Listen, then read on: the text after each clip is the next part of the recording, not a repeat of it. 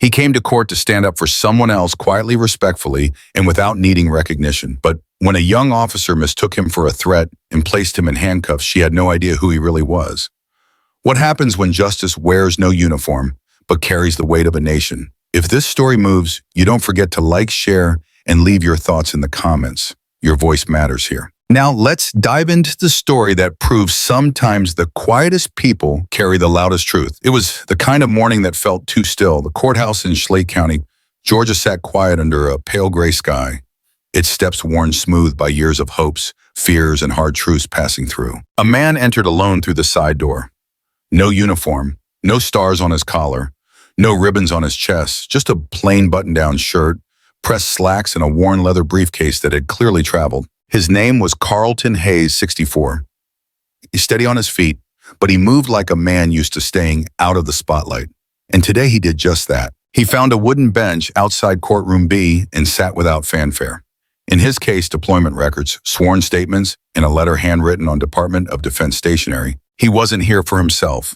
He had come to speak for someone else, a young black man, a former soldier, under his command, now standing trial for assaulting a police officer. A man who had worn the same uniform. A man Carlton believed the system had failed. He could have called ahead. He could have had security clear a path or announced his rank, but he chose not to.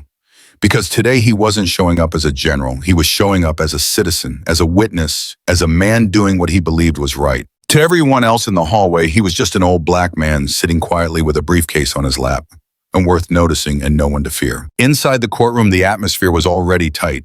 The case had stirred debate across town. A veteran accused of attacking an officer during a late-night stop.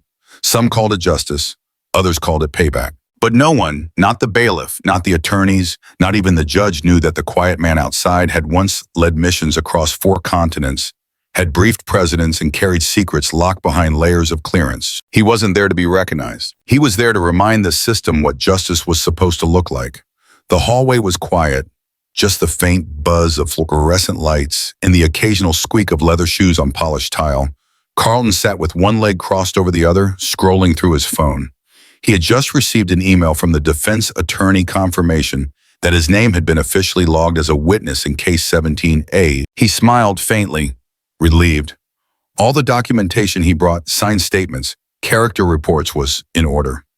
Everything was where it needed to be. He stood up and walked a few steps down the corridor, glancing at a set of bulletin boards lining the wall. At the end of the hallway was a small glass window labeled Clerk, Legal Submissions. A sign on the counter read, Witness Packets Submit Before Courtroom Entry. Carlton adjusted his grip on the briefcase and made his way forward. But the layout of this old courthouse was strange. Signs were unclear, and before he realized it, he'd crossed a line on the floor, one marked only by a worn metal plate that read faintly, staff only. It was then that she saw him. Officer Tracy Wilburn had been standing near the side exit, arms crossed, posture tight, newly transferred, full of rules and reasons to assert control. White mid-30s, fit and stern. Her eyes scanned the hallway like a heat sensor, locking onto anything that didn't look normal, and Carlton Hayes to her didn't. She stepped forward, quick and firm, blocking his path with one hand resting on her utility belt. Sir, what exactly are you doing back here? Carlton turned to her calmly.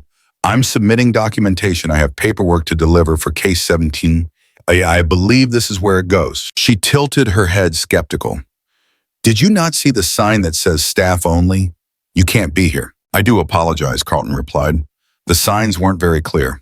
I wasn't trying to cause any trouble. What's your name? Carlton Hayes. Do you have identification on you? Carlton nodded. Of course, it's in my briefcase. May I step away from the bag? She snapped, raising her hand slightly. Keep your hands visible. There was a pause, a cold one. Carlton looked her directly in the eyes, steady, unfazed. I'm a witness, he said evenly. Here on behalf of the defense in 17A. The lawyer just emailed me to confirm I was heading to the submissions window. Nothing more. But Wilburn had stopped listening the moment he stepped over that line. I said back, away from the bag. Carlton drew a slow breath. Ma'am, I assure you there's nothing dangerous in here. Just documents and an CD. If I could just... That's enough. Her voice cut clean through the hallway, louder now. A few heads turned. Someone waiting near the courtroom doors looked up from their phone.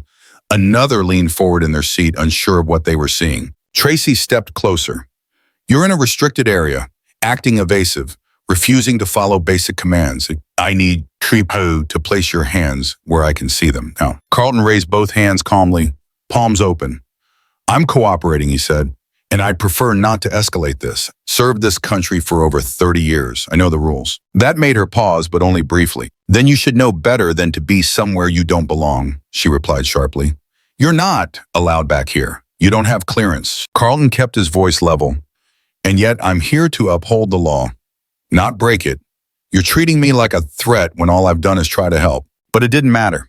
In Tracy's eyes, he wasn't a decorated veteran. He wasn't a respected witness. He was a tall black man with a briefcase and no badge in sight, and that was enough. Final warning, she said, hand now hovering near her holster. Step away from the bag.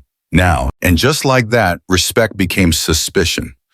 A wrong turn became an accusation, and a man who came to stand up for someone else was now the one being forced to stand down. Tracy's stance shifted feet, planted posture, firm. One hand hovered near her holster. The other reached back and unclipped her baton with a sharp click.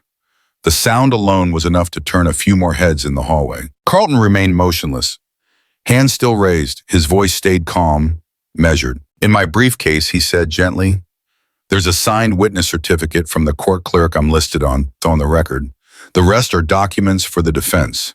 There's no weapon, no threat. But to Tracy, Wilburn, the words didn't matter. She'd already made up her mind. She pressed the radio clipped to her shoulder.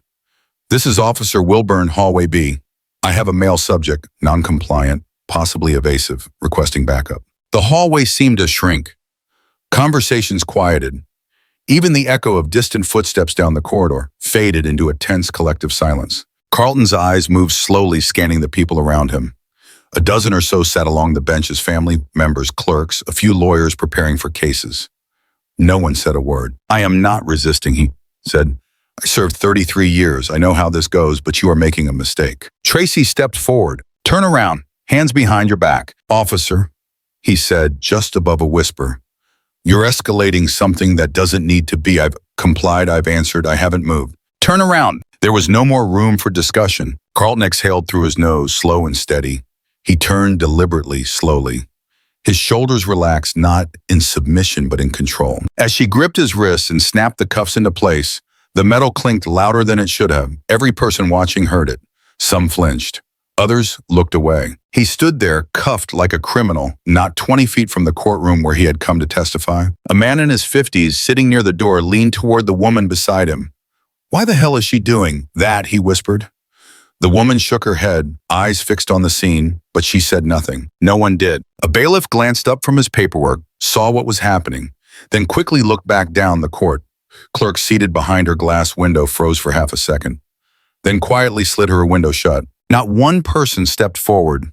Not one asked why, because even when something looked wrong, it only was easier to stay seated. Carlton, now fully restrained, didn't struggle.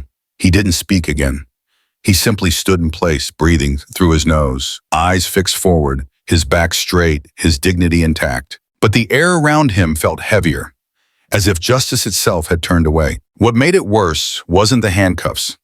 It was the silence, the kind that isn't born of confusion but complicity. To Tracy, this was protocol.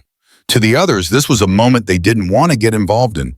Carlton, it was history repeating itself quietly, predictably, painfully. He had walked into that courthouse as a witness, and now, without raising his voice, without stepping out of line, without so much as touching his briefcase, he was standing there like a suspect. No one shouted. No one fought, and yet something deeply wrong had just taken place right in front of everyone in a building designed to protect the truth. The cuffs were cold, tighter than necessary. Carlton didn't flinch. He didn't argue. He simply stood still, letting the moment settle. A few people were now openly staring. Some held phones low in their laps, camera apps quietly open but not yet recording. Not yet. They were waiting, unsure what this was, but sensing it might become something more. Tracy stepped to the side, speaking quickly into her radio again. Her tone had shifted. Still firm, but there was a tremor. Not fear, just the rush of adrenaline that comes when power is used and no one pushes back. Carlton finally spoke, calm, controlled. Officer, he said, without turning his head, I'd like to make a phone call. I'm entitled to that, I believe. She didn't answer right away. Then with a mocking smile, she leaned in. To who, she said, your lawyer? Or should I call the White House for you while I'm at it? A few people nearby chuckled nervously, the kind of laugh that comes when tension spills over and no one quite knows how to act. Carlton turned his head slightly toward her. His voice never rose above conversational. "No need," he said. "The Pentagon will do." The hallway went still again. Tracy blinked, then laughed loud, sharp, exaggerated. The kind of laugh that dares others to join in just to make the moment less awkward. "Oh, really?" she scoffed. "The Pentagon? Sure, that's original. What's next? NASA says CIA, you one of those YouTube prank guys or something?" Carlton didn't answer. He simply looked at her. Not defiant, not smug, just steady, measured. The way a man looks when he knows something the rest of the room hasn't caught up to yet. "Give me your phone," she said suddenly. "If you're so important, let's see what kind of magic numbers you've got." She reached into his coat pocket, pulled out a sleek black phone, government-issued, secure-coated with a matte finish that didn't reflect light. No case, no stickers, just numbers. She held it up like it was a joke. "Let me guess, do I press 1 for the Secretary of Defense?" Still, Carlton said nothing. Instead, he tilted his head slightly and said, "There's a number in the starred contacts. Just dial it." Tracy rolled her eyes and swiped the screen. "All right, General Hayes," she said with exaggerated sarcasm. "Let's see who picks up." She hit the contact. It rang once, twice, then a voice answered.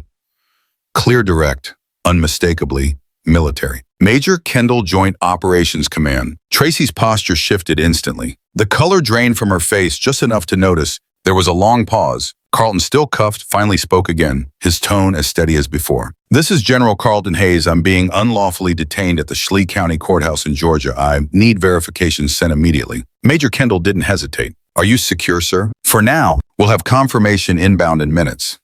"Stay on the line. I'm looping in Pentagon liaison and DHS." There was a soft beep. Another voice came on, this one deeper, more clipped. "Commander Reeves, sir. We're tracking your coordinates, verifying your ID. Local authorities will be contacted directly. Expect federal response within 10 minutes. 10 minutes. That's all it would take for the world to shift. Tracy didn't say a word. She stood frozen, phone still in hand, lips parted, but no sound coming out. Carlton gently turned back toward the hallway. A few more phones were up now, recording. One teenager whispered, "I think that's really him." From a corner, a man in a plaid shirt muttered to his wife. He told her, she just didn't listen. And in that moment, the noise didn't come from shouting. It came from the silence between a truth ignored and a truth that was about to roar through the front doors and black SUVs. She thought she was dealing with just another old man with too much pride. What she didn't know was that pride had clearance. Carlton remained calm even as Tracy held the phone a few inches from her ear, as if unsure whether to speak or just hang up and pretend nothing had happened. But the line was still open. The voice on the other end didn't waver. "Commander Reeves here. We have your signal, sir. You're on a restricted channel tied to Department of Defense senior protocols. Are you currently secure?" Carlton answered evenly. "Cuffed courthouse hallway, civilian law enforcement, not yet aware of who they're holding." Reeves responded without hesitation. "Acknowledge contacting Pentagon liaison and U.S. Marshal Service. Now response units already mobilized." There was a pause, then a calm reassurance. "Stand by, General. You are not alone." Tracy lowered the phone slowly. Her mouth opened slightly as if she was about to argue, but the words wouldn't form. She looked down at the screen one more time, maybe expecting to find some trick, some prank, something to prove this was all a joke. But it wasn't. It had never been. She handed the phone back to Carlton with a rigid motion, avoiding eye contact. Carlton didn't speak. He didn't need to.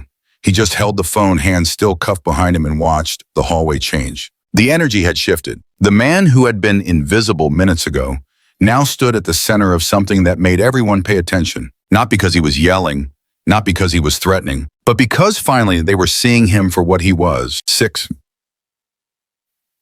minutes passed.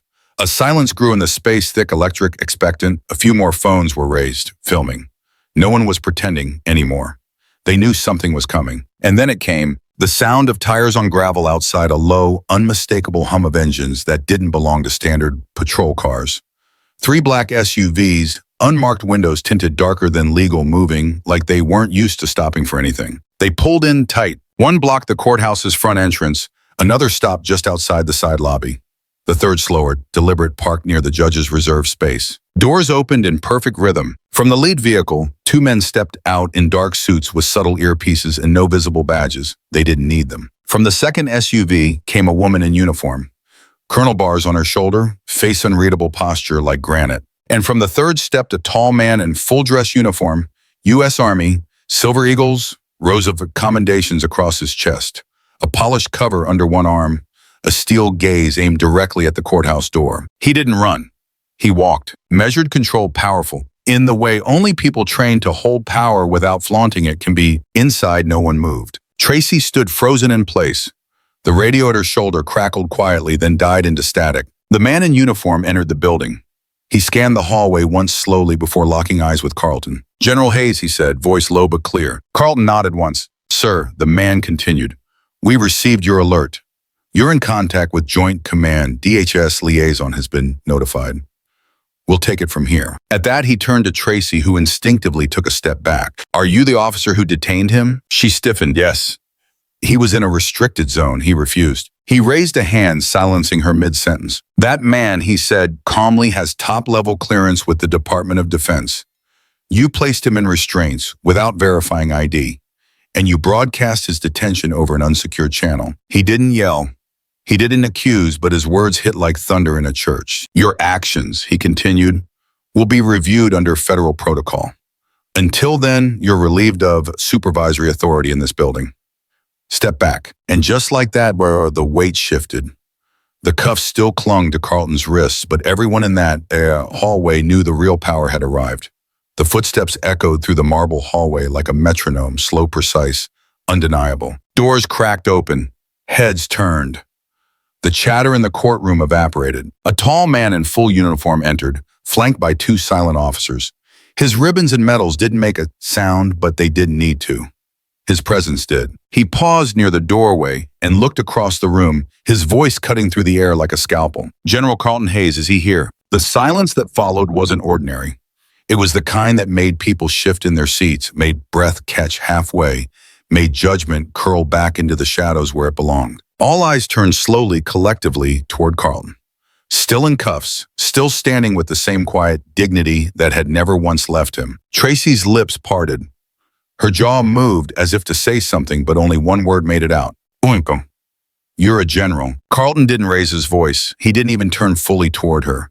He just spoke with the same calm he'd kept from the moment she stopped him. "I told you, all you had to do was check the folder in my case." She said nothing. From the other side of the room, the judge stood. An older man, gray-haired robes, a little too long, confusion written across his face. "Officer, what is going on here?" the judge asked, voice less commanding than uncertain. But the man in uniform didn't wait for explanation. He stepped forward, removed a leather folder from beneath his arm, and held it out with practiced motion. "Authorization from the Department of Defense," he said, "clearance confirmation, liaison contact, formal complaint pending." The judge glanced down at the document, then back up at the man before him. "Is this real?" "Yes, Your Honor." The man standing behind your officer, he nodded toward Carlton, is Lieutenant General Carlton Hayes, retired 3 stars, former lead of Joint Operations Southeast Command. And today your system treated him like a criminal while he was performing a civic duty. The judge opened his mouth, maybe to explain, maybe to excuse, but the colonel raised a hand slightly, in disrespect, just to say gently, "This is no longer a matter for local interpretation." He turned to Tracy. She looked smaller now, not because he loomed, but because everything she had assumed, everything she had projected had just shattered. "I didn't know," she began. He cut her off. "You didn't ask." A pause, the kind of pause that rewrites a moment into memory. Then he turned back to the judge. "We're not here to interfere with the court's operations, but a federal review will proceed immediately. This wasn't just a mistake, it was a failure of recognition. And it happened in a building where justice is supposed to begin, not break down." There was no shouting, no banging of gavels, just the weight of realization settling over every person in the room. Carlton remained silent throughout, but in that silence there was power, not because he had outranked anyone, but because he had never needed to. His authority didn't come from a badge or a uniform or the men in black suits outside. It came from how he stood, how he spoke, how he didn't break. Even when the system assumed he had no reason to stand tall. This was not the twist of a story. It was the reveal of a truth that had been in plain sight all along, ignored, dismissed, and now undeniable. The sound of the cuffs unlocking was quiet, barely more than a metallic whisper. But in a room full of people who just witnessed what silence could cost, it rang louder than any gavel. The officer who removed them didn't speak. He just stepped back, Carlton flexed his wrist gently, letting the blood flow return, then lowered his arms and straightened his jacket, still calm, still composed. The judge looked uncertain. So did the bailiff. Even the colonel standing tall near the bench kept a respectful silence. All eyes turned to Carlton. He didn't rush to speak. He let the quiet settle. He let people sit with what had just happened, then with the kind of voice that doesn't need a microphone to be heard. He looked directly at Tracy, then out toward the gallery and said, "She didn't detain me because of what I did." His tone was level. No bitterness, no drama. Just truth. She detained me because of what she assumed I was. A few people shifted in their seats. The silence tightened again. Not uncomfortable this time, but reverent, listening. Carlton took one slow breath before continuing. "I didn't ask her to know who I am. I didn't demand she salute or check rank or treat me differently. Didn't need her to see a general." He paused just for a beat, just enough to let the next sentence land. "I needed her to see a man." In the front row, a young woman, barely 20, law school textbook still open on her lap, lifted her phone and started recording. Her hand trembled slightly, not from nerves, but from the sense that this moment might matter beyond these walls. Carlton looked around the room slowly, his gaze touching everyone and no one. "I've led operations across continents. I've briefed presidents. I've stood beside men in combat who looked nothing like me but bled the same. And none of it matters. If the moment I take off my uniform, I become something to fear again." The words weren't shouted, but they filled every inch of the courtroom. He glanced back at Tracy, not to shame her, but to let her hear it directly. "You didn't see a threat. You saw a type and you acted on it." Tracy didn't move. She didn't argue. There was nothing to say. Carlton looked back to the judge. "Your Honor, I'm still willing to testify in case 17A. The young man on trial today deserves better than what I received. And I didn't come here to make a point. I came here because I still believe in what this room is supposed to stand for." He stepped back, hands folded in front of him, not asking for applause, not looking for redemption. Just finished. And yet in that pause, something shifted. Not in the law, but in the people. The courtroom remained quiet, but it wasn't the same silence as before. This was the silence of self-reflection, of people seeing more than they had chosen to moments earlier. The young woman with the phone stopped recording. She blinked hard, lowered the camera and whispered to herself, "That needs to be seen." An hour later, her clip went online. Within 3 more, it hit 50,000 views. By Sunset National, headlines were quoting a single sentence. "I didn't need her to see a general. I needed her to see a man." In a place built for judgment, one man reminded everyone watching that dignity doesn't demand recognition. It just refuses to disappear. By the time the courthouse emptied that afternoon, the air had changed. The story had already begun to ripple beyond the building's old brick walls. Local reporters outside were gathering statements, checking names, piecing together fragments of what had unfolded inside courtroom B, but most of them didn't get far, because the man at the center of it all, Carlton Hayes, had already declined every interview. He didn't speak to the press. He didn't pose for cameras. He simply walked down the courthouse steps, briefcase in hand, and kept going. Inside, however, the reaction had just begun. Officer Tracy Wilburn was pulled from duty immediately, badge surrendered, firearm handed over. She didn't protest, didn't cry, didn't say much of anything. The only sound she made was the quiet breath she exhaled when the official suspension order was read aloud, signed not just by the sheriff, but co-signed by a Department of Defense liaison. That evening, a formal inquiry was opened. The Pentagon issued a direct request for a full audit of every arrest, citation, and courtroom incident Wilburn had been involved in over the past 5 years. Not as punishment, at least not yet, but to uncover whether this was a pattern or a warning long ignored. What they would find, no one yet knew. But people were watching now. This time, they weren't turning away. The presiding judge, who had once looked away from the cuffs on Carlton's wrists, stood before reporters the following morning and offered the first public statement. "We as a local court failed to act when we should have. We allowed assumption to override accountability. And for that, we apologize especially to General Hayes and to anyone who has ever walked through our doors and not been seen for who they truly are. No excuses. No justifications, just the start of something resembling responsibility." Meanwhile, the video recorded by the law student Carlton's quiet words echoing through the courtroom had surpassed 2 million views.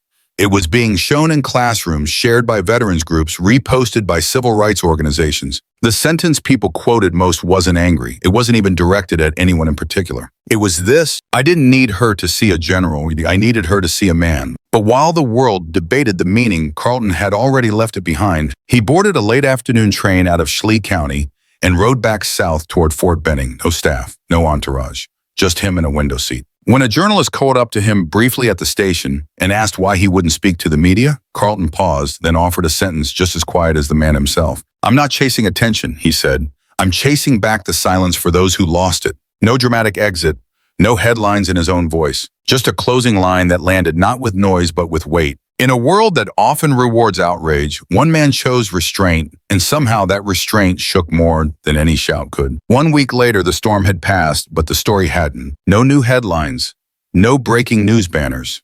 The cameras had turned to elsewhere as they always do. But at Fort Benning, in a modest auditorium lined with folding chairs and fresh uniforms, the echoes of what happened in that Georgia courthouse were just beginning to take root. The cadets sat straight, attentive.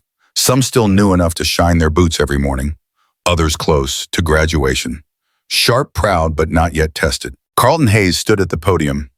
No medals, no uniform.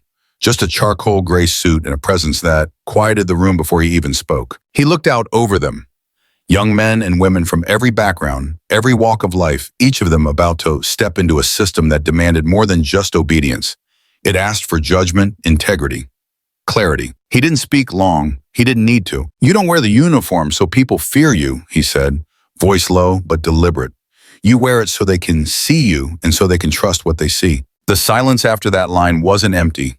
It was absorbed, like each word landed somewhere inside them, somewhere personal. Carlton paused, then added, "Your rank may earn attention, but your conduct earns belief." A few cadets scribbled notes. Others just sat with it. That was the lesson. Not about power, not about pride, but about presence, the kind that doesn't need to raise its voice to stand tall. That same week, the Department of Education in Georgia quietly issued a curriculum update in a new section of their high school civic studies material. A case study appeared. Schley County Courthouse Incident, Ethics, Bias, and Moral Leadership. It didn't name names, it didn't dramatize, it simply outlined a moment when assumption met truth, and the difference came down to how one man carried himself in the face of disrespect. Teachers began using it not just as an example of civil rights, but of personal responsibility, of what it means to choose dignity when retaliation would have been easy. The clip of Carlton's courtroom words was now archived by several law schools as part of modern cases' response to institutional bias. One professor described it as the cleanest example of moral restraint I've ever seen on camera. He didn't burn the building down, reminded them why it was built. As for Carlton, he didn't seek awards. He didn't sit for documentaries. He returned to mentoring young officers quietly, visiting training sessions around the Southeast. Sometimes speaking, sometimes just observing. But wherever he went, people recognized something, even if they didn't always know his name. A presence, a steadiness, a kind of justice that didn't need to shout. Because justice, when done right, doesn't always come with applause. Sometimes it walks out of a courthouse in silence and leaves behind a room that will never forget what it saw. Sometimes the strongest voices don't come from shouting, but from standing firm when it matters most. This story wasn't about rank. It was about recognition, about seeing people for who they are, not who we assume them to be. And above all, it was about quiet courage, the kind that leaves a lasting mark without making a sound. If this story moved you, please give it a like, share it with someone who needs to hear it, and subscribe to Mr. Max Stories for more powerful, true-to-heart narratives just like this one. Your support means more than you know. Every comment, every share, every new subscriber gives our small creative team the strength to keep going and to keep telling stories that matter. We're not just here to entertain. We're here to remind each other what dignity, decency, and justice still look like. Thanks for watching, and until next time, stay kind, stay thoughtful, and keep listening for the quiet truths.